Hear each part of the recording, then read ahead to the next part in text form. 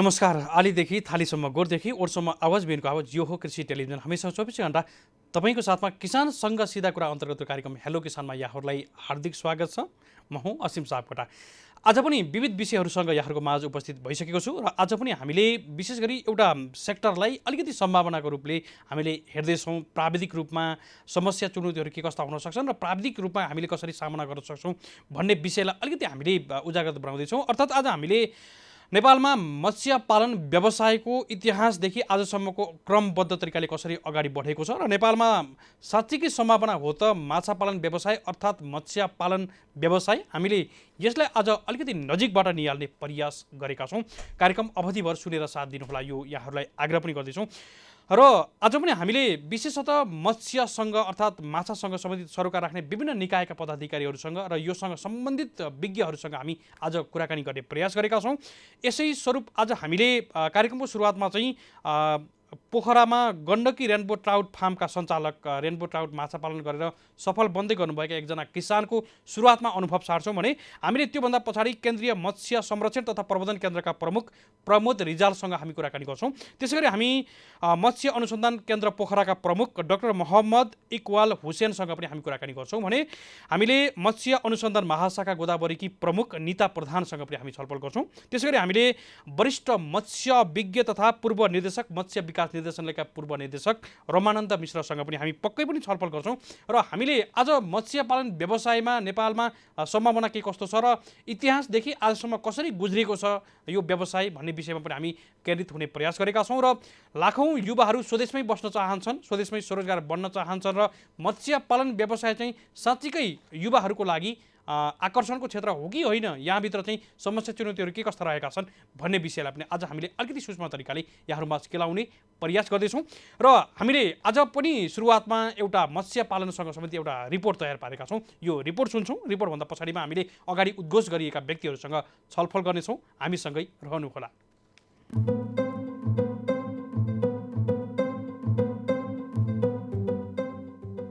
माछा एक प्रकारको जलचर प्राणी हो। माछाले आफ्नो सन्तानको हेरचाह गर्दैन, यसले पानीमै फूल पार्ने, पानीमै बच्चा कोरल्ने गर्ने गर्दछ। हाल 217 प्रजातिका माछा नेपालमा पाइन्छन् भन्ने तथ्य छ। वरिष्ठ मत्स्य विज्ञ रमानन्द मिश्रको सहयोगमा मत्स्य पालनको इतिहास र जानकारी सहितको रिपोर्ट यसरी तयार पारेको छु। तत्कालीन राजा रणबहादुर शाहको शासनकालदेखि नै नेपालमा माछा पालनको सुरुवात भएको हो। तत्कालीन समयमा बालाजुमा 22 धारा बनाई माथिल्लो भागमा पोखरी निर्माण गरी सहर र कत्ले लगायत स्थानीय जातका माछा पालन सुरु गरिएको थियो। त्यति बेला ठूला भवन तथा दरबारको सौन्दर्य बढाउने उद्देश्यका साथ रङ्गीन माछा पालन गर्ने र निजी स्तरमा पोखरी निर्माण गरी खाने माछा पालनको सुरुवात भएको बताइन्छ। 2003 सालमा कृषि परिषद अन्तर्गत मत्स्य शाखा स्थापनापछि बालाजु तथा त्रिपुरेश्वर स्थित अर्थात् हालको दशरथ रङ्गशालाका केही साना पोखरीहरू मत्स्य पालनका लागि छुट्याइएको थियो। 2003 सालमा भने भारतको मोतिहारी जिल्लाबाट रहु, नैनी, भ्याकुर जातका 5000 माछाका बुरा आयात गरी आधुनिक रूपमा मत्स्य पालन सुरुवात गरेको इतिहास हामीसँग छ। यसै क्रममा 2010 सालमा कृषि विभाग अन्तर्गत मत्स्य विकास महाशाखा स्थापना गरिएको थियो। 2013 सालमा भारतको उटीबाट कत्ले माछा अर्थात् 600 वटा कमन कार्प ल्याई बालाजुको सानो पोखरीमा हुर्काइएको थियो। 2016 सालतिर इजरायल सरकारले कत्ला कम भएको कमन कार्प अर्थात् इजरायली मिरर कार्प माछाका बुरा उपहार स्वरूप उपलब्ध गराएको थियो। त्यसपछि भने सरकारले माछा उत्पादनका लागि कमन कार्प माछाका बुरा मत्स्य पालक किसानहरूलाई वितरण समेत गरेको थियो। नेपालका प्राकृतिक पोखरीहरूमा 217 प्रजातिका माछा रहे पनि व्यावसायिक रूपमा भने 7 प्रजातिका माछा पालन हुँदै आएको छ। उल्लेखित प्रजाति मध्ये common carp, silver carp, big head carp, grass carp आयातित हुन् भने रहु, नैनी र भ्याकुर प्रजाति स्थानीय हुन्। यी 7वटै प्रजाति आपसमा मिलेर बस्ने भएकाले पोखरीमा पालन गर्ने गरिन्छ। सोही कारण पनि किसानको यी प्रजातिप्रति आकर्षण देखिएको मत्स्य विज्ञ मिश्रको अनुभव छ। माछाका यति धेरै प्रजाति भए पनि अझै नेपालमा सबै क्षेत्रमा माछा पालन विस्तार हुन सकेको छैन। विगत केही वर्ष यता जापानबाट ल्याइएको रेनबो ट्राउट माछा पहाडी क्षेत्रका लागि उपयुक्त देखिएको छ। हिमाली क्षेत्रका लागि उपयुक्त माछाको खोजी भने भइरहेको छ। नेपालमा व्यावसायिक माछा पालन सुरु भएको धेरै नभए पनि विगत केही वर्ष यता मत्स्य विकासमा राम्रै प्रगति हुँदै आएको छ। किसानहरूको मेहनत र थोरै नीतिगत पहलका कारण यो क्षेत्रले गति लिएको मान्न सकिन्छ। अहिले किसानको कृषि क्षेत्रमा मत्स्य क्षेत्र सर्वाधिक वृद्धि दर क्षेत्रका रूपमा अगाडि आएको छ। तथापि अपेक्षा अनुसार यसले अझै गति लिन भने सकेको छैन, जसका कारण नेपालमा माछाको माग पूरा गर्न बाहिरबाट आयात गर्नुपर्ने अवस्था पनि छ। माछामा आत्मनिर्भर हुनका लागि अझै धेरै पहल र नीतिगत सुधार गर्नुपर्ने आवश्यकता छ। भारतीय माछा भन्दा नेपाली माछा महँगो भए पनि खासै प्रतिस्पर्धा भने छैन। अर्थात् नेपाली माछा महँगो भए पनि उपभोक्ताको पहिलो रोजाइ नेपाली माछा नै पर्ने गरेको छ। नेपाली माछा भारतीय माछाको तुलनामा गुणस्तरीय हुने भएकाले यसमा उपभोक्ताको आकर्षण देखिएको हो। नेपाली माछा महँगो भए पनि उपभोक्ताले नेपाली नै खोज्छन्। नेपाली नपाए मात्रै भारतीय माछा खरिद गर्ने गरेका छन्। तर भारतीय माछा उपभोक्ताले भन्दा पनि होटल तथा क्याटरिङ हाउसहरूले भने खरिद गर्ने गरेका छन्। एकातिर नीतिगत समस्या छ भने अर्कातिर भएकै ऐन कानुन पनि कानुन अनुसार कार्यान्वयन हुन सकेको छैन। 2017 सालमा बनेको जलचर संरक्षण ऐन अझै नियमावली बन्न नसकेका कारण कार्यान्वयन हुन सकेको छैन। त्यस्तै माछासँग सम्बन्धित संगठनात्मक संरचनाहरूको अवस्था पनि अमिल्दो देखिएको छ। कानुनी अधिकार एकातिर, कार्य सम्पादन गर्ने निकाय अर्कातिर छन्। यिनै विविध समस्या र चुनौतीका कारण मत्स्य क्षेत्र निकै सम्भाव्यता बोकेको क्षेत्र हुँदाहुँदै पनि अपेक्षा अनुसार अघि बढ्न नसकेको देखिन्छ। विभिन्न निकायले प्राकृतिक जलाशयहरूको व्यवस्थापन गरिरहेकाले जलाशय र माछा संरक्षणमा समस्या देखिएको छ। यस्ता जलाशयबाट ढुङ्गा, गिटी, बालुवा जथाभावी रूपमा निकाल्ने गरिएको छ, जसका कारण प्राकृतिक रूपमा हुर्किरहेका माछाहरू जोखिममा परेका छन्। कतिपय माछा ढुङ्गाको लेउ खाएर पनि बाँचेका हुन्छन्, तर जथाभावी रूपमा ढुङ्गा, गिटी, बालुवा निकाल्दा माछाहरू आफ्नो प्राकृतिक आहारबाट वञ्चित रहनु परेको अवस्था पनि छ। त्यस्तै माछाहरूको प्रजनन स्थलहरू पनि नासिएका छन्, जसका कारण प्राकृतिक माछाहरूको संख्या घट्दै गइरहेको छ। नेपालमा व्यावसायिक माछा पालन सुरु भएको धेरै नभए पनि केही वर्ष यता मत्स्य विकासमा राम्रै प्रगति भने मान्न सकिन्छ। किसानहरूको मेहनत र थोरै नीतिगत पहलका कारण पनि यसले गति लिएको मान्न सकिन्छ। यद्यपि नेपालको कृषि क्षेत्रमा मत्स्य क्षेत्र सर्वाधिक वृद्धि दर क्षेत्रमा अगाडि आए पनि यसको लागि नीतिगत सुधार भने अझै आवश्यकता छ। नेपालको संविधानले खाद्य सुरक्षाको ग्यारेन्टी गरेको छ। खाद्य सुरक्षा भन्नाले खाद्यान्न मात्र नभएर सन्तुलित आहार पनि हो। सन्तुलित भोजनका लागि माछा आवश्यक हुन्छ। अहिले प्राणीजन्य प्रोटिनको मात्रा एकदमै न्यून छ, आधा पनि आपूर्ति हुन सकेको छैन, जसका कारण कुपोषणको अवस्था दयनीय छ। कुपोषणबाट मुक्तिका लागि प्राणीजन्य प्रोटिनको मात्रा बढाउन जरुरी छ। अर्थात् प्राणीजन्य प्रोटिनको आपूर्तिका लागि सबैभन्दा सरल र सस्तोमा उत्पादन गर्न सकिने माछा पालन नै हो। यो अन्तर्राष्ट्रिय स्तरमा समेत प्रमाणित भइसकेको छ। माछा पालनले मुलुकलाई यति धेरै योगदान गर्न सक्छ भने यसलाई समुचित स्थान दिन चाहिँ सम्बन्धित निकायबाट किन कन्जुसै भइरहेको छ अझै बुझ्न सकिएको छैन। त्यसैले माछाको आयात प्रतिस्थापन गरी देशको अर्थतन्त्रलाई बलियो बनाउन आवश्यक छ। कोरोना संक्रमण कोभिड-19 को कारण विदेशबाट स्वदेशमा फर्केका लाखौं युवाहरूलाई स्वरोजगार बनाउने पाटोमा मत्स्य पालन व्यवसाय पनि बलियो आधार हुन सक्छ। मत्स्य विज्ञ रमानन्द मिश्रको सहयोगमा असीम सापकोटाको रिपोर्ट।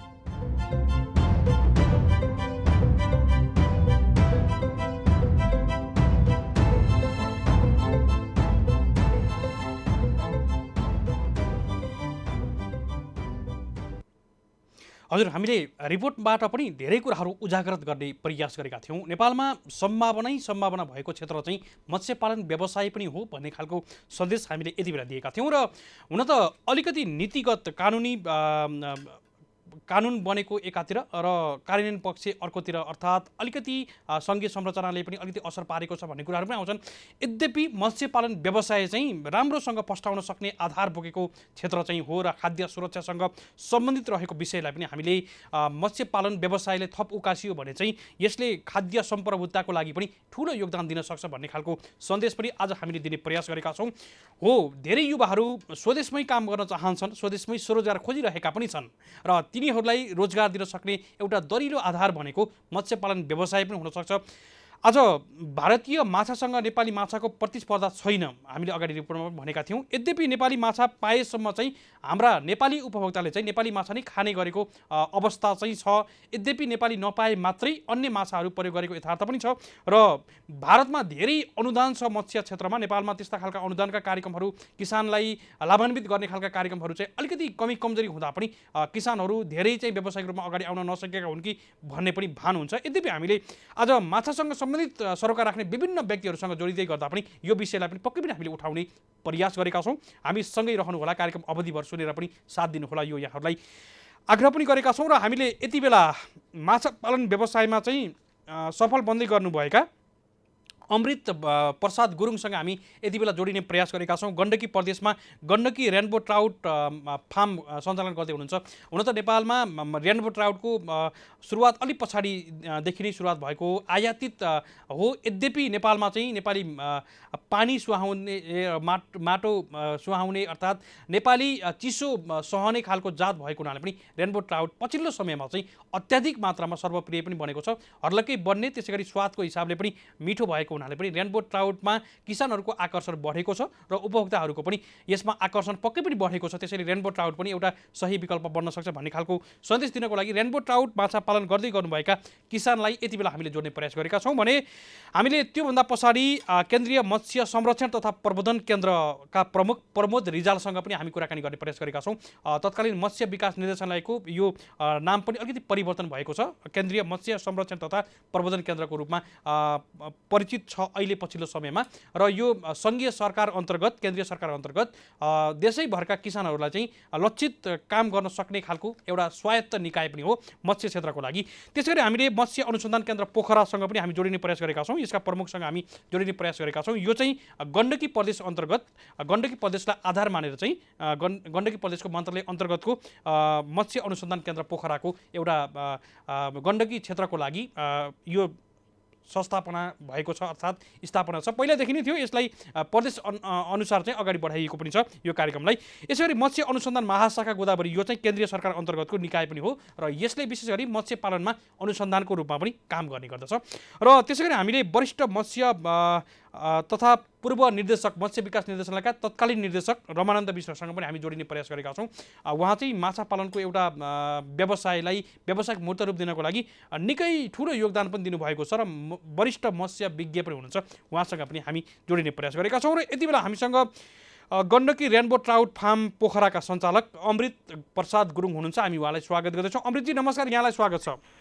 नमस्ते अमृतजी, यति बेला कता हुनुहुन्छ? फार्मतिरै हुनुहुन्छ? हो, म फार्मतिरै छु सर। यहाँले कति वर्षदेखि रेनबो ट्राउट गर्दै हुनुहुन्छ?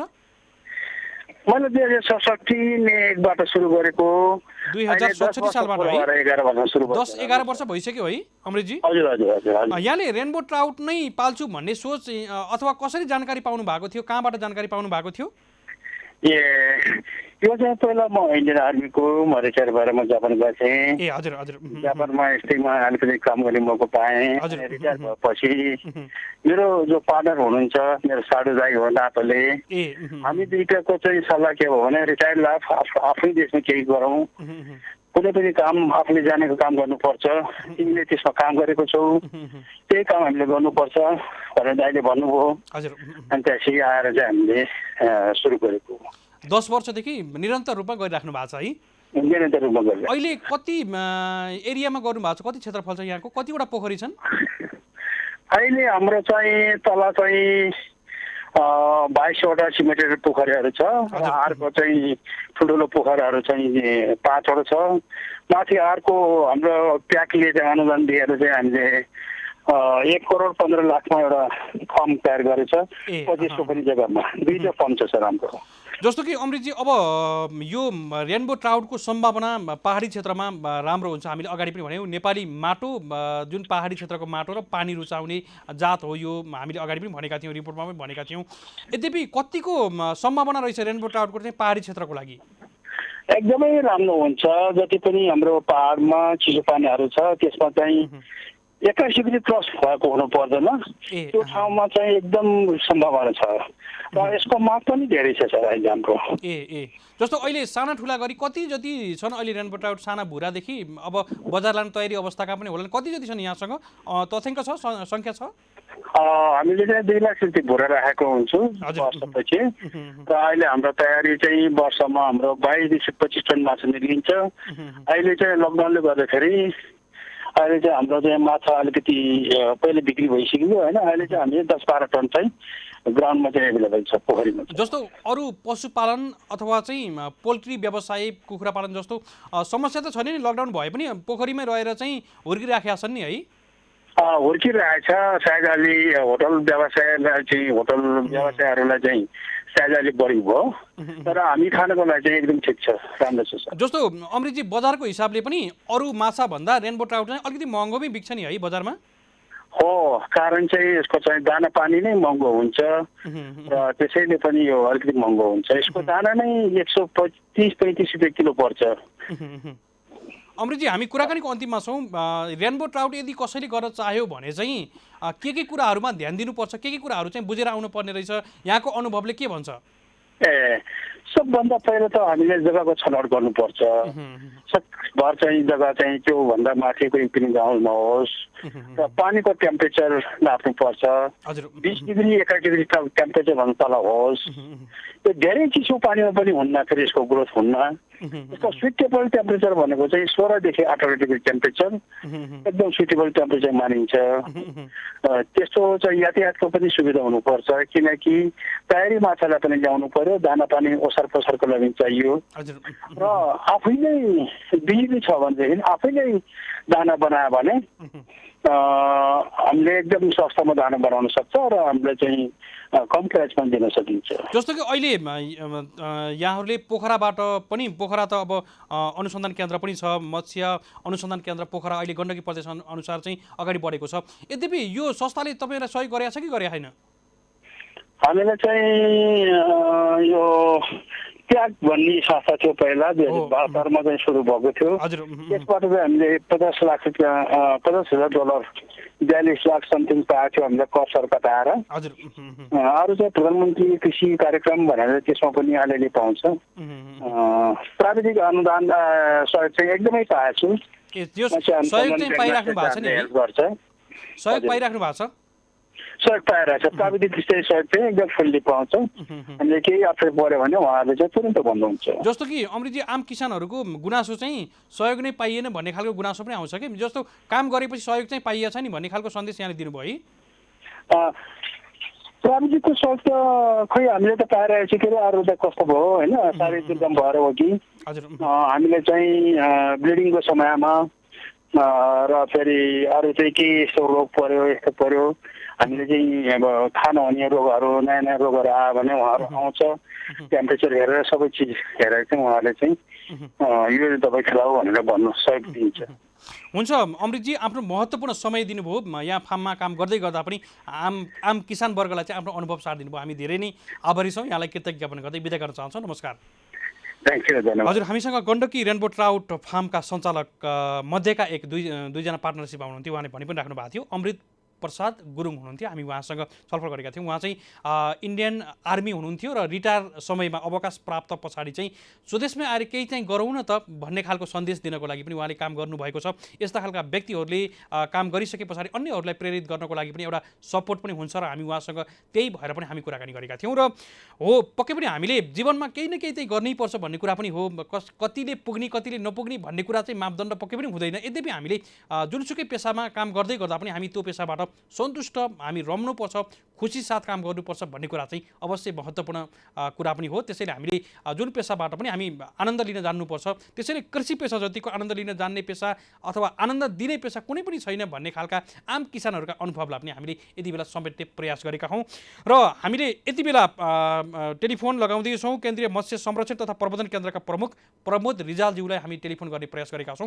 उहाँको टेलिफोन लाग्दैछ र विशेष गरी हामीले केन्द्रीय मत्स्य संरक्षण तथा प्रबन्धन केन्द्रले के गर्दैछ भन्ने कुरामा पनि हामी केन्द्रित हुँदैछौँ। र विशेष गरी नेपालमा विभिन्न निकायहरूले काम गरेका पनि छन्। अलिकति सूचनाको कुराले अपडेट नहुँदा पनि अलिकति किसान स्तरमा पुग्न नसकेका हुन् कि भन्ने खालका पछिल्लो समयमा यस्ता कुराहरू धेरै किसानहरूबाट पनि आइरहेका छन्। त्यसैले हामीले यी विषयहरूलाई सूचनाको अपडेट गराउँदै गर्दा नेपाल सरकारका विभिन्न निकायहरूले काम गरिराखेका अपडेटहरू, उनीहरूले गरिराखेका सर्भिसहरू, सेवाहरू प्रदान गर्दै गर्दा पनि आम किसानहरूलाई यस्ता जानकारी होस् भनेर पनि हामीले यो विषयलाई सम्बन्धित निकाय कुन कुन सेक्टरले के काम गरिराखेका छन् भन्ने खालका कुराहरू अपडेट गराउँदै गर्दा पनि आम किसान वर्गहरूलाई यो धेरै काम लाग्ने भइराखेको छ। धेरै किसानहरूले मन पराउनु भएको छ र धेरैले फोन गरेर पनि बधाई पनि दिनुभएको छ, यो समयमा पनि यस्ता खालका कार्यक्रमहरू ल्याउनु भयो भनेर। यसै क्रममा हामीसँग केन्द्रीय मत्स्य संरक्षण तथा प्रबन्धन केन्द्रका प्रमुख प्रमोद रिजाल हुनुहुन्छ। हामी उहाँलाई स्वागत गर्दैछौँ। सर नमस्कार, यहाँलाई स्वागत छ। हस् धन्यवाद। प्रमोद सर यति बेला त लकडाउनमा घरमै हुनुहुन्छ होला सायद है? म घरमै छु अहिले। घर के भन्छ अफिसबाट भर्खर घरमा आइपुगेँ। ए सर कार्यालय त बन्द नै छ है अहिले? कार्यालय बन्द छैन। अब हाम्रो त कार्यालय भनेको अब अत्यावश्यक भित्रै पर्ने ठानेको छु मैले। पक्कै पनि काम हो। त्यही पनि कर्मचारीहरू थोरै मात्रै भएर पनि थोरै मात्र भए पनि हाम्रो काम चलि नै राखेको छ आवश्यक हुन्छ। सर अब अलिकति सम्भावना कुरा गरौँ। नेपालमा मत्स्य पालन व्यवसाय अहिले यहाँ प्रमुख भएर काम गर्दै गर्दा केन्द्रीय मत्स्य संरक्षण तथा प्रबन्धन केन्द्रको प्रमुख भएर यहाँको नजरमा चाहिँ नेपालमा मत्स्य पालन व्यवसायको सम्भावनाको हिसाबले कसरी हेर्नुहुन्छ? अब सम्भावना भन्ने हो भने चाहिँ मत्स्य पालनको अहिलेको परिस्थितिमा त झन् प्रचुर सम्भावना छ होइन। अब अहिले जुन कोभिड-19 को पनि हाम्रो कृषिमा चाहिँ निकै असर परिरहेको छ र त्यो असरलाई चाहिँ एड्रेस गर्ने एउटा मत्स्य पालन क्षेत्र चाहिँ एउटा महत्त्वपूर्ण क्षेत्र हुने मैले ठानेको छु। सर अब अलिकति हामीले धेरै किसानहरू चाहिँ माछा पालनबाट सफल भएका उदाहरणहरू पनि छन्। हामीले एकजना किसानलाई चाहिँ अगाडि जोडेका थियौँ। ठिक छ, उहाँहरू एकदम सन्तुष्ट हुनुहुन्छ र सम्भावना बोकेको क्षेत्र यहाँले पनि भनिराख्नु भएको छ। हामीले अगाडि रिपोर्टमा पनि भनेका थियौँ। जस्तो अहिले केन्द्रीय मत्स्य संरक्षण तथा प्रबन्धन केन्द्रले विशेष गरेर अहिले करेन्टमा के कामहरू गर्दैछ? देशैभरको केन्द्रीय सरकार अन्तर्गतको नै निकाय पनि भयो यो मत्स्य पालनको लागि। के गर्दै हुनुहुन्छ सर? यो संस्थाले के गर्छ यो जानकारी दिनुहोस् न। अब अहिले हामीहरूले गरिराख्ने भनेको अहिलेको चाहिँ यो जुन बदलिदो परिस्थिति छ, जुन किसिमको चाहिँ अहिले हाम्रो यो साङ्गठनिक संरचना पनि यो सङ्घीय संरचनाले जुन हामीहरूलाई अहिले केही प्रभाव पनि पारेको छ हाम्रो कार्यक्रम सञ्चालनमा। र हाम्रा कार्यक्रमहरू कति त स्थानीय निकायमा गएका छन् पनि होइन, कुनै प्रादेशिकमा र कुनै चाहिँ अब यो सङ्घीय उसमा पनि छन्। र सङ्घीयमा अहिले हेर्दाखेरि हामीहरूले हेर्ने हुन त हाम्रो दायित्व भनेको चाहिँ देशभरिको मत्स्य पालनलाई चाहिँ हामीहरूले निहालिराखेका छौँ र हामीहरूले हेरिराखेका छौँ र त्यसको प्राविधिक पक्षलाई हामीहरूलाई निरन्तर रूपमा चाहिँ हेर्छौँ। तर अहिले प्रत्यक्ष रूपमा हामीहरूले हेर्ने भनेको चाहिँ जुन सङ्घीय फार्महरू छ, मत्स्य फार्महरू छ, ती फार्महरूलाई चाहिँ हामीहरूले हेर्छौँ। जस्तो कि अहिलेको परिप्रेक्ष्यमा चाहिँ हामीसँग मत्स्य मानव संसाधन विकास तथा प्रविधि प्रशिक्षण केन्द्र धनुषा जुन जनकपुरमा अवस्थित छ, त्यस्तै गरेर प्राकृतिक जलाशय मत्स्य प्रवर्धन तथा संरक्षण केन्द्र हेटौडा र मत्स्य शुद्ध नस्ल संरक्षण तथा प्रवर्धन स्रोत केन्द्र भैरवा र अब यो केन्द्रीय मत्स्य प्रवर्धन तथा संरक्षण केन्द्र त भइ नै हाल्यो। र अहिले हाम्रो कार्यक्रमहरू चाहिँ यी कार्यक्रमहरूलाई चाहिँ हामीहरूले सङ्घीय कार्यालय भएकोले गर्दा हामीहरूले यसलाई हेरिरहेका छौँ भने तर हाम्रो दायित्व चाहिँ यतिले मात्र पुग्दैन। हामीहरूले चाहिँ देशभरिको मत्स्य पालनलाई चाहिँ हामीहरूले चाहिँ निहाल्नु पर्नेछ र त्यसमा चाहिने प्राविधिक पक्षलाई चाहिँ हामीहरूले चाहिँ सपोर्ट गर्नु पनि परेको छ। सर हामी कुराकानीको अन्तिम खण्डमा आइसकेका छौँ। जस्तो एउटा टेक्निकल हिसाबले प्राविधिक हिसाबले चाहिँ कतिको सजिलो कतिको असजिलो पेसा हो सर यो मत्स्य पालन चाहिँ?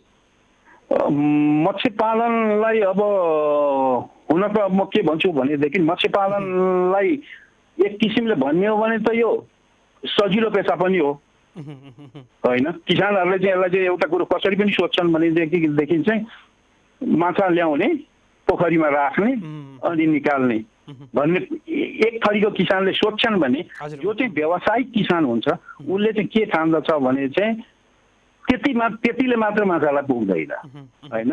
यसबाट चाहिँ राम्रो उत्पादन लिनको लागि चाहिँ यसलाई यसका साइज यसलाई कुन बेला स्टक गर्ने, कुन बेला यसमा दाना मलको व्यवस्थापन गर्ने, कुन बेला पानीको गुणस्तर कस्तो राख्ने र यसको व्यवस्थापन पक्ष कसरी चाहिँ मिलाउने भन्ने चाहिँ यो चाहिँ एउटा राम्रो इनोभेटिभ किसानले चाहिँ यसलाई चाहिँ ध्यान पुर्याइरहेको हुन्छ, जसले गर्दा चाहिँ यसको उसले चाहिँ एउटा राम्रो उत्पादन पनि लिन चाहिँ ऊ चाहिँ सक्षम भएको पनि छ।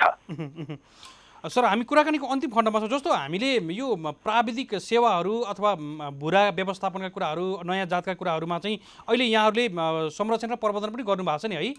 हजुर हजुर हजुर। किसानहरूले यदि नयाँ आउनुभयो भने यहाँहरूले तालिम सहित विभिन्न खालका सहयोगहरू गर्न तयार पनि हुनुहुन्छ सर है? एकदम। हाम्रो यो जुन मैले तपाईँहरूलाई अहिले भर्खर भने मैले कि हामी अन्तर्गत चाहिँ यी कार्यालयहरू छन् भनेर, जस्तो मत्स्य मानव संसाधन विकास तथा प्रविधि प्रशिक्षण केन्द्रले चाहिँ खालि जनशक्ति विकासको कामहरू जस्तो कि अब यसमा संलग्न किसानहरूलाई प्राविधिकहरूलाई चाहिँ तालिम दिने काम यसको महत्त्वपूर्ण कार्यक्षेत्रभित्र चाहिँ पर्छ जनकपुरको। सँगसँगै चाहिँ हामीहरूले चाहिँ अरू केन्द्रहरूले पनि सानातिनो तालिमहरू चाहिँ दिइरहेको हुन्छ र जुन जिल्लामा सञ्चालित हुने तालिमहरूलाई पनि हामीहरूले माथि बसेर चाहिँ नियालिराखेका पनि हुन्छौँ र हामीहरूले उहाँहरूलाई चाहिँ प्राविधिक सहयोग पनि गर्दछौँ। हुन्छ सर, महत्त्वपूर्ण समय दिनुभयो हामीलाई, यो परामर्श पनि दिनुभयो यो विषयमा। हामी केही दिन पछाडि फेरि पनि यहाँहरूसँग जोडिन्छौँ। अहिले भने हामीलाई समय दिनुभयो, हामीलाई परामर्श दिनुभयो, हामी धेरै आभारी छौँ। अर्थात् हाम्रा किसानहरूलाई काम लाग्ने विषयमा बोलिदिनु भयो। यहाँलाई कृतज्ञ ज्ञापन गर्दै बिदा गर्न चाहन्छौँ। नमस्कार। नमस्कार। नमस्कार। हजुर, हामीले केन्द्रीय मत्स्य संरक्षण तथा प्रबन्धन केन्द्रका प्रमुख प्रमोद कुमार रिजालसँग हामी छलफल गर्दै थियौँ। विशेष गरी केन्द्रीय मत्स्य संरक्षण तथा प्रबन्धन केन्द्रले गरेका कार्यहरू, अलिकति सूचनाको अपडेटमा आम किसानहरूलाई अलिकति ग्यापिङ पनि भएको छ। धेरै किसानहरूले भन्नुहुन्छ, हिजो अस्ति हामीले ढैँचाको विषय उठाएका थियौँ, अन्य अन्य कुराहरू उठाइराखेका थियौँ, कपास प्रबन्धनका कुराहरू गरिराखेका थियौँ। अलिकति यो खालका निकायहरूसँगको कार्य र विशेष गरी जोडिने खालका माध्यमहरूमा पनि अलिकति ग्यापिङ, सूचनाको ग्यापिङले गर्दा पनि अलिकति किसानहरूमा चाहिँ एक तहको जानकारी नपुग्ने कारणले गर्दा पनि अलिकति कृषि क्षेत्र पछाडि परेको हो कि भन्ने खालको कुराले गर्दा पनि हामीले विभिन्न सञ्चार माध्यमबाट यसरी हामीले लाइभ मार्फत नै यसरी जोडिराखेका छौँ।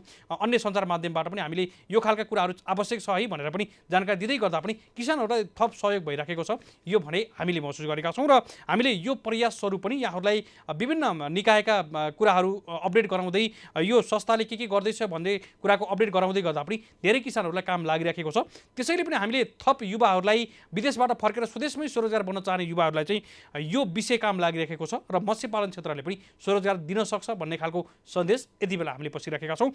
र यसै क्रममा हामीसँग मत्स्य अनुसन्धान केन्द्र पोखराका प्रमुख डाक्टर मोहम्मद इकबाल हुसैन हुनुहुन्छ। हामी उहाँलाई स्वागत गर्दछौँ। डाक्टर साहब नमस्कार, यहाँलाई स्वागत छ।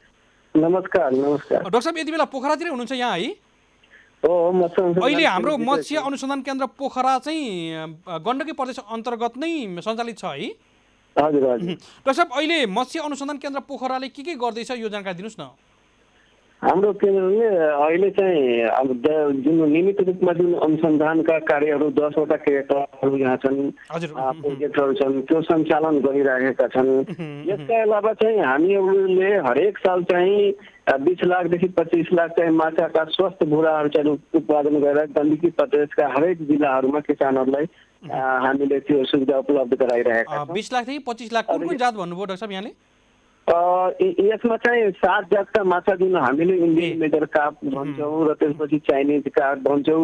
यसका अलावा चाहिँ हामीहरू सहर चाहिँ र गर्दी माछाहरूका भुराहरू उत्पादन गर्छौँ र यो भुराहरू चाहिँ हरेक भुराहरू चाहिँ हामी किसानहरूलाई वितरण गर्छौँ। यसपालि पनि कोरोनाले गर्दाखेरि धेरै नै बन्दाबन्दी भएका कारण पनि त्यही पनि हामीहरू चाहिँ केही कर्मचारीलाई लिएर पुरै चाहिँ हामी भुरा उत्पादन गरेका छौँ र अहिले पनि लगभग चाहिँ कमनका भुरा 3 देखि 4 लाखसम्म चाहिँ हामी वितरण गरिसकेका छौँ। डाक्टर साहब, यो एउटा प्राविधिक हिसाबले चाहिँ माछा पालन व्यवसाय कतिको दुःख छ? हामीले टेक्निकल रूपमा चाहिँ के कुराहरू जानकारी हुनुपर्छ माछासँग सम्बन्धित काम गर्दै गर्दा चाहिँ?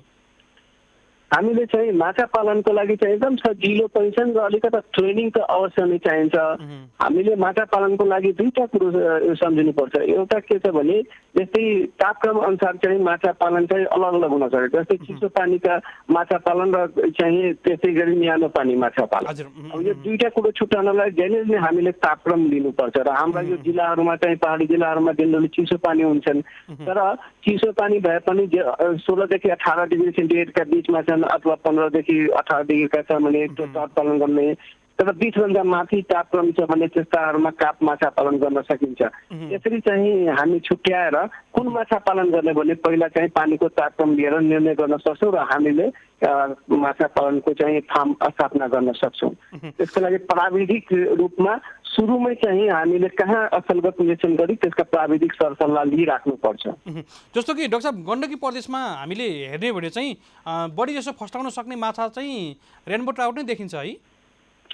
हो, गण्डकी प्रदेशमा रेनबो ट्राउटको अलावा काप माछा पनि अहिले धेरै नै फस्टाएको अवस्था छ। धेरै जसोले काप पनि गरेका छन्, किनभने जुन किसिमको ट्राउटलाई माछा पालनको लागि चाहिएको जुन वातावरण छ नि त्यसको केही सीमितता हुन्छ। तर यो एरियामा चाहिँ अहिले चाहिँ देशको दोस्रो चाहिँ रेनबो ट्राउटको प्रोडक्सन गर्ने एरिया गण्डकी प्रदेश नै हो। यहाँ छिट्टै नै यहाँ चाहिँ धेरै नै चाहिँ रेनबो ट्राउटको पालन बढेको अवस्था हो। तर यसपछि पनि कापमा पनि अहिले किसानहरू धेरै बढेर आएका अवस्था हो। जस्तो डाक्टर साहब, किसानहरूमा अर्थात् अहिले युवाहरूमा कतिको आकर्षण छ? यहाँहरूसँग परामर्श लिन आउनुहुन्छ, कतिको आकर्षण छ गण्डकी प्रदेशका युवाहरूमा चाहिँ माछा पालनको लागि? एकदम एकदम जहिले नि हामी कहाँ फोन गरेर र त्यसपछि भेट्न आउनेहरूको जहिले नि किसानहरूको लड्को हुन्छ र उनीहरूको सम्भावना अध्ययन हरेक साल हामीले कमसेकम 10वटा माछा फार्म र चाना फार्महरूको चाहिँ अस्थलगत चाहिँ निरीक्षण गरी हामीहरूले सरसल्लाह दिएर यहाँ कसरी बनाउने कसरी पिच हुन्छ हरेक कुरा हरेक साल दिन्छौँ। त्यस्तै सम्भावना अध्ययनमा चाहिँ हामी रेनबो ट्राउटको पनि हामीहरू अध्ययन गर्न जान्छौँ। यसरी हामीले हरेक साल त्यो किसानहरूको जुन शिक्षा छ नि नयाँ पुस्ताहरूमा पनि सबै आइरहेको छ। एकदमै माछा पालन यो धेरै नै लाभान्वित भएको हुनाले अहिले पनि एकजना विदेशी चाहिँ आउनुभएछ, उहाँलाई अब चाहिँ म माछा पालन गर्छु भनेर चाहिँ विदेशबाट आएर अब गर्न तर्फ लाग्नु भएछ। हजुर डाक्टर साहब, हामी कुराकानीको अन्तिम खण्डमा छौँ। अलिकति यहाँसँग पनि अपुरो नै हुने भयो, हाम्रो समय घर्किँदैछ, हामीले विश्राममा जाने पालो पनि हुँदैछ। अन्तिममा छौँ, केही भन्न चाहनुहुन्छ आम मत्स्य पालक किसानहरू, त्यसै गरी नयाँ कसैले मत्स्य पालनमा लाग्न चाहनुहुन्छ भने केही भन्न चाहनुहुन्छ भने यहाँले भनिदिनुहोस् न। मैले चाहिँ कृषक दाजुभाइलाई के भन्न चाहन्छु भने यो मत्स्य पालनमा चाहिँ एकदमै चाहिँ राम्रो यो व्यवसाय हो। यसलाई गरेर चाहिँ हामीले धेरै लाभान्वित भइरहेका छौँ। थोरै लगानी पनि छन्। हामीले निरन्तर रूपमा चाहिँ यसमा चाहिँ अलिकता कसम चाहिँ सुरुवातमा अलिक प्राविधिक ज्ञान चाहिँ सम्बन्धित ठाउँहरूबाट लिइराख्नुपर्छ। किनभने धेरै जसो किसानहरूले के गर्छन् भने पहिला माछा पालनको लागि पोखरी खनिहाल्छन्, त्यसपछि आउँछ सोध्नलाई के गरौँ भनेर होइन। मैले के भन्न खोजिरहेको छु भने सुरुवातदेखि नै प्राविधिक सरसल्लाह लिनुहोस्। माछाको जुन अस्थलगत निरीक्षणदेखि लिएर हरेक लिनुहोस् अनि राम्ररी चाहिँ त्यसका लागि गरेपछि बल्ल तपाईँको राम्रो हुन्छ, त्यही सल्लाह दिन चाहन्छु। डाक्टर साहब, निकै महत्त्वपूर्ण विषयमा यहाँले जानकारी गराउनु भयो, हामी धेरै आभारी छौँ। यहाँलाई कृतज्ञ ज्ञापन गर्दै बिदा गर्न चाहन्छौँ। नमस्कार। नमस्कार। हजुर, हामीले मत्स्य अनुसन्धान केन्द्र पोखराका प्रमुख मोहम्मद इकबाल हुसैनसँग हामी छलफल गर्दै थियौँ। विशेष गरी उहाँले भने जस्तै हो, प्राविधिक रूपमा हामीले अगाडि नै ज्ञान हासिल गर्नु आवश्यक छ। हामी तालिमका कुराहरू पनि हुनसक्छ, अन्य कुराहरू पनि हुनसक्छ। पोखरी खनेपछि मात्रै परामर्श लिँदा जाँदा पोखरी खन्दाका टेक्निकल कुराहरू के हुनसक्छन्, यो कुरा पक्कै पनि ग्यापिङ भइसक्छ। त्यसैले पनि पहिला नै हामीले प्राविधिक कुराहरू बुझ्नु भने आवश्यक छ भन्ने सन्दर्भसहित उहाँ बिदा भइसक्नु भएको छ। हामीसँग अन्य व्यक्तित्वहरू पक्कै पनि हुनुहुन्छ, तर कार्यक्रममा पालो भएको छ छोटो विश्रामभन्दा पछाडि खण्डमा हामी पुनः आउँछौँ। हामीसँगै रहनुहोला।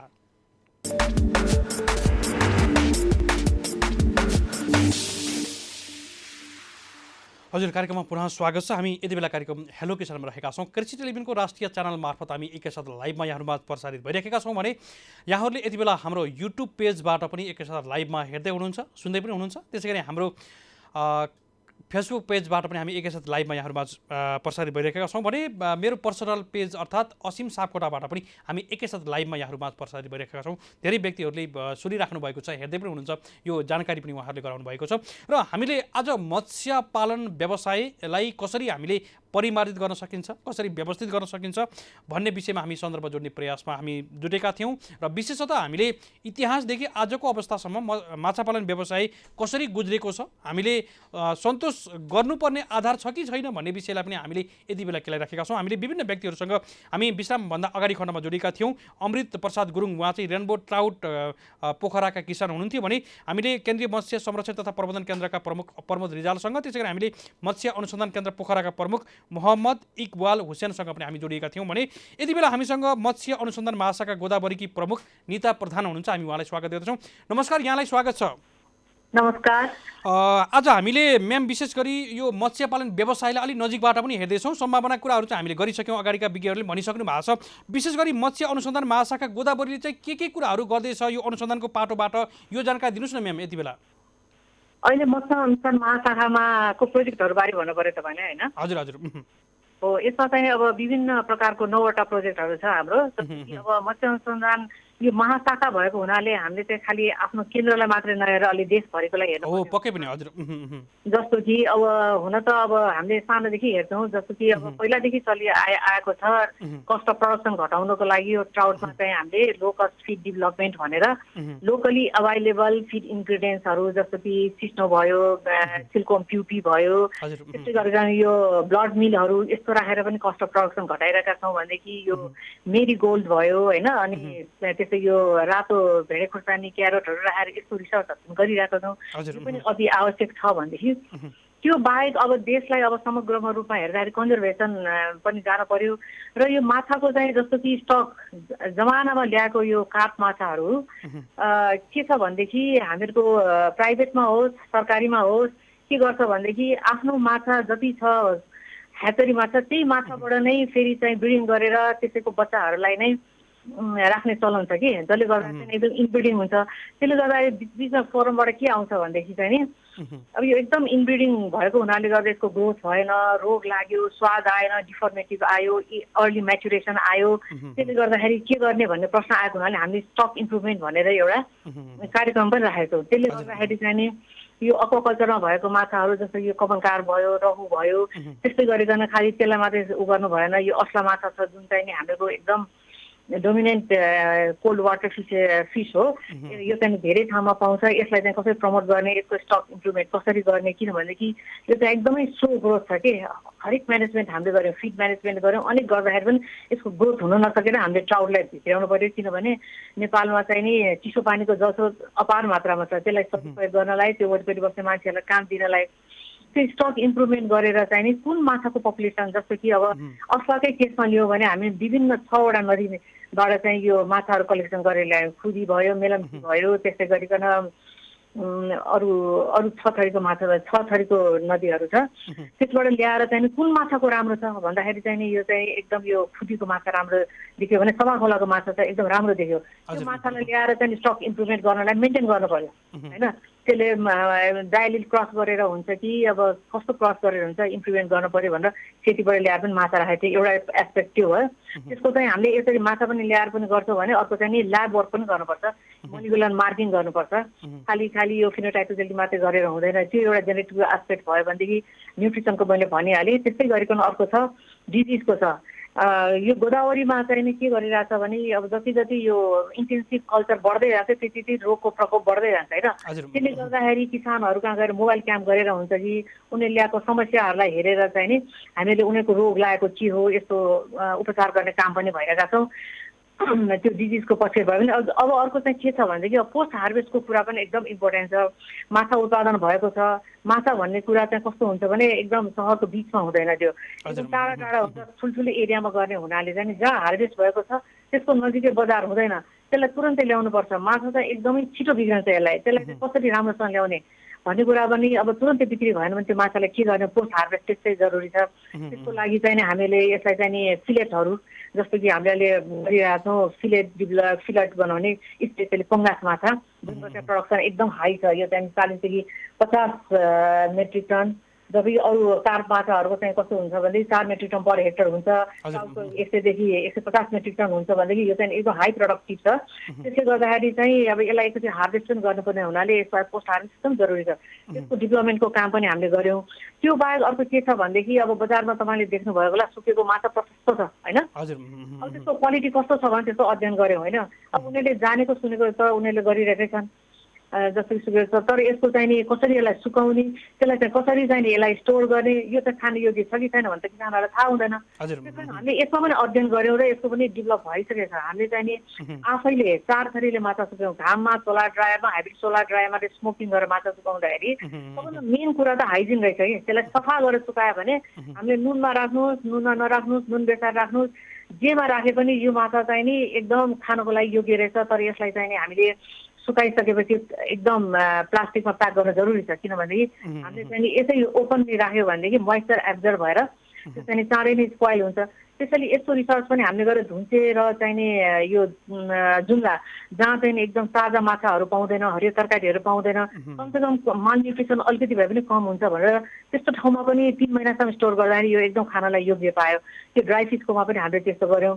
त्यो बाहेक अर्को के छ भनेदेखि अब किसानहरूलाई चाहिँ नि जे जति छ त्यसैमा नगरेर हाम्रो त यो जलस्रोतहरू चाहिँ एकदम अपार छ नि। नदी छ 3,95,000 छ, 5,000 छ, रिजर्भयर छ। त्यस्तै गरिकन यो त धान खेतको त एकदमै कृषि प्रधान देश भएको र धान खेत चढ्दैछ भन्दाखेरि अब यो बाहेक चाहिँ कहाँ कहाँ छ त यो नेचुरल वाटर रिसोर्सेसहरूमा चाहिँ नि कहाँ चाहिँ माछा पालन गर्न उपयुक्त हुन्छ भनेर हामीले पहिला बायोडाइभर्सिटीमा के गर्थ्यौँ भनेदेखि गएर माछाहरू योमा यो माछा पाउँछ भनेर गर्थ्यौँ, आइडेन्टिफिकेसन गर्थ्यौँ भने अब चाहिँ यस्तो ठाउँ कहाँ चाहिँ माछा पाल्न चाहिँ नि योग्य छ त भनेर त्यस्तो ठाउँ पनि आइडेन्टिफाई गर्ने चाहिँ नि हामीले गरेका छौँ। त्यस्तो भयो। त्यो बाहेक चाहिँ कस्ट अफ प्रोडक्सन घटाउनलाई बायोचारको उ गर्ने त्यस्तोहरू पनि हामीले गरिरहेका छौँ होइन। म्याम हामी कुराकानीको अन्तिममा छौँ, अलिकति समय अभाव कारणले यहाँको पनि कुराकानी टुङ्ग्याउने भयो। हामी अनुसन्धानको पाटोबाट हेर्ने भने चाहिँ कतिको सफल अथवा असफल छौँ, अथवा हामीले यो क्रमिक रूपमा अगाडि बढेका छौँ यो अनुसन्धानको पाटोबाट चाहिँ? अनुसन्धानको पाटोबाट त अब हामीले सकेसम्म गरेका छौँ, यो त धेरै नै अगाडि बढेको छ। अब तपाईँले डेभलप टेक्नोलोजी नै दिनुभयो, माग्नुभयो भने मसँग लिस्ट अफ डेभलप टेक्नोलोजीहरू छ होइन।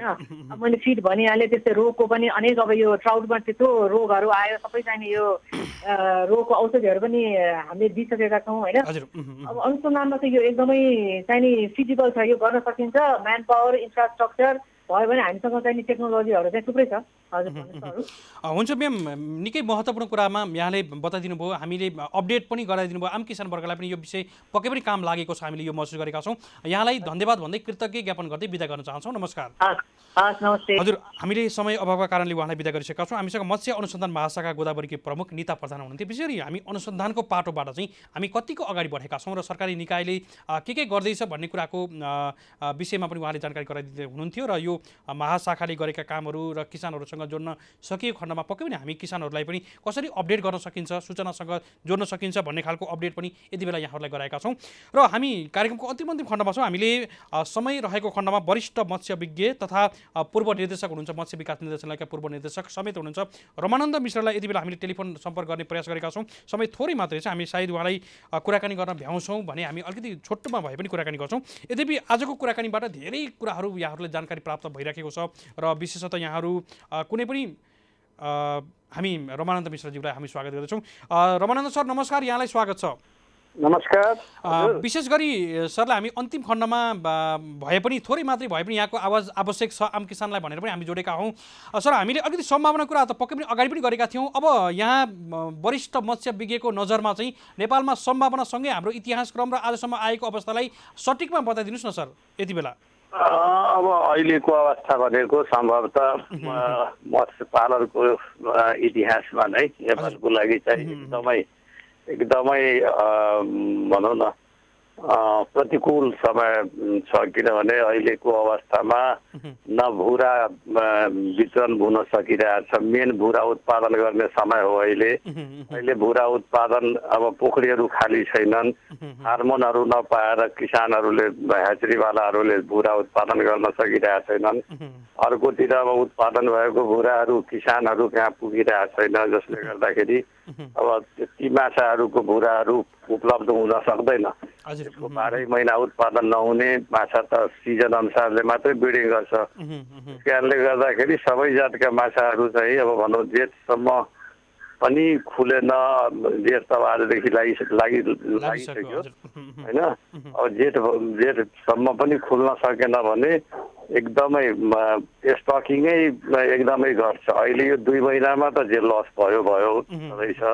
यसको असर चाहिँ आगामी वर्षमा पनि उत्पादनमा चाहिँ पर्ने देखिन्छ भने अर्कोतिर यो जुन माछैमा आश्रित जनसमुदायहरू छन् तिनीहरूलाई चाहिँ साह्रै दयनीय अवस्था छ। माछा बिक्री गरेर बाँच्ने, माछा मारेर बाँच्ने, यस्ताहरूलाई चाहिँ एकदमै कठिन छ। किसानहरूको पनि कुरै छोडिदिउँ भनिहालेँ मैले, उत्पादन ह्रास भइ नै सक्यो। अझ आगामी वर्षमा पनि उत्पादन हुने ह्रास हुने सम्भावना छ। तर अब यो सबैका बावजुद पनि एउटा चिज के छ भने अब त्यस नीतिगत रूपमै हामीले त्यस्तो केही व्यवस्थाहरू गर्न सक्यौँ भने यी उत्पादनलाई चाहिँ अन्य तवरबाट कसरी कम्पन्सेट गर्न सकिन्छ, उत्पादन वृद्धिका अन्य साधनहरूबाट यो जुन स्टकिङको लस हुन्छ त्यसलाई बचाएर हामीले कसरी चाहिँ उत्पादन वृद्धि गर्न सक्छौँ तर्फ चाहिँ अलिकति ध्यान पुर्याउन सकियो भने अब मैले अर्को चुनौती के हेर्दैछु भने थुप्रै वैदेशिक रोजगारमा भएका जनशक्ति चाहिँ नेपाल फर्किँदैछ। पक्कै पनि सर हो। भोलिका दिनमा तिनीहरू के गर्ने कसो गर्ने भन्ने समस्यामा पर्न सक्छन्। त्यसले गर्दाखेरि एकातिर अब यी कठिनाइहरू पनि छन्, अर्कोतिर चाहिँ हामीले थोरै मात्रै उनीहरूलाई मार्गदर्शन गर्न सक्यौँ, थोरै मात्रै पनि केही सहुलियत दिन सक्यौँ भने यस्ता युवाहरू सही दिशातिर अगाडि बढ्न सक्छन् र तिनीहरूलाई त्यति अप्ठ्यारो नपर्न सक्छ। होइन भने चाहिँ भोलिका दिनमा समग्र विश्व अर्थतन्त्रलाई नै यसले असर गरेको छ। नेपालको अर्थतन्त्र त अब धेरै सानो छ, पक्कै यसले ठुलो असर पार्छ नै। त्यसमा पनि थोरै मात्रै आश भएको क्षेत्र भनेको कृषि हो। कृषिमा यदि हामीले मेहनत गर्न सक्यौँ भने कृषिले चाहिँ केही ध्यान दिन सक्छ। त्यसमा पनि अझ माछाले चाहिँ छिटो किसानलाई पर्न सक्ने मार्कालाई चाहिँ छिटो चाहिँ समाधान गरिदिन सक्छ। अब यो चाहिँ मेरो आफ्नो व्यक्तिगत सोच चाहिँ त्यो छ। यसलाई चाहिँ हामीले सही दिशामा लिएर जान सक्यौँ भने अब लसलाई मिनिमाइज गर्ने र कम्पनसेट कति छिटो गर्ने भन्ने कुरा हो। हजुर सर, हामी कुराकानीको अन्तिम खण्डमा छौँ। जस्तो एउटा पोषणको हिसाबले सँगै जोडिने कुरा पनि र एउटा स्वरोजगार बनाउन सक्ने क्षेत्र भएको हुनाले पनि आज हामीले यो विषयलाई पक्कै पनि उठाएका छौँ र हामीले यो बावजुद लकडाउन अन्य कारणले गर्दा असर परेको बावजुद पनि हामीले अबका दिनहरूमा चाहिँ मत्स्य पालन व्यवसायले यिनै फर्केका युवाहरूलाई रोजगार दिन सक्छ त, स्वरोजगार बनाउन सक्छ त भन्ने पाटोलाई पनि जोडिराखेका छौँ। यहाँको नजरमा यो क्षेत्र कतिको रोजगार दिन सक्ने क्षेत्र हो सर?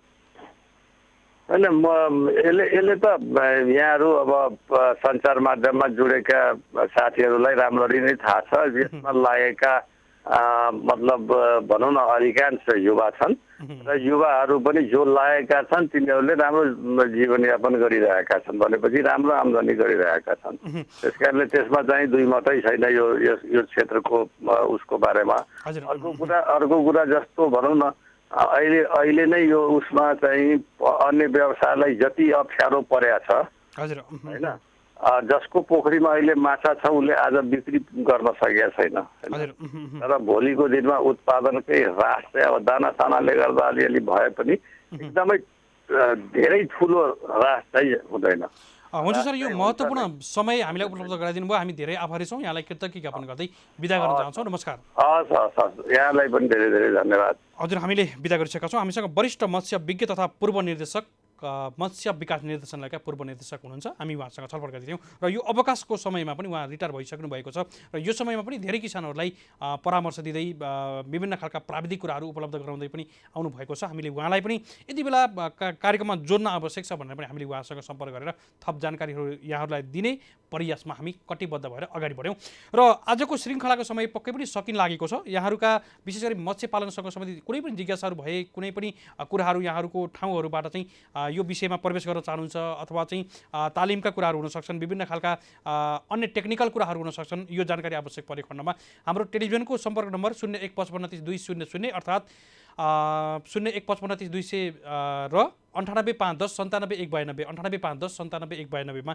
सम्पर्क गरेर पनि थप परामर्श लिन सक्नुहुन्छ। थप जानकारी हामी पक्कै पनि उपलब्ध यहाँहरूलाई गराउनेछौँ भन्दै आजको लागि भने कार्यक्रमको समय सकिसकेको छ। कार्यक्रम हेलो किसानका सम्पूर्ण युनिट सहित असीम सापकोटा पनि यहाँहरूको माझबाट बिदा हुने अनुमति माग्छु। जय कृषि जय किसान, समृद्ध कृषि नेपालको सारा हेर्दै गर्नुहोला कृषि टेलिभिजन। नमस्कार।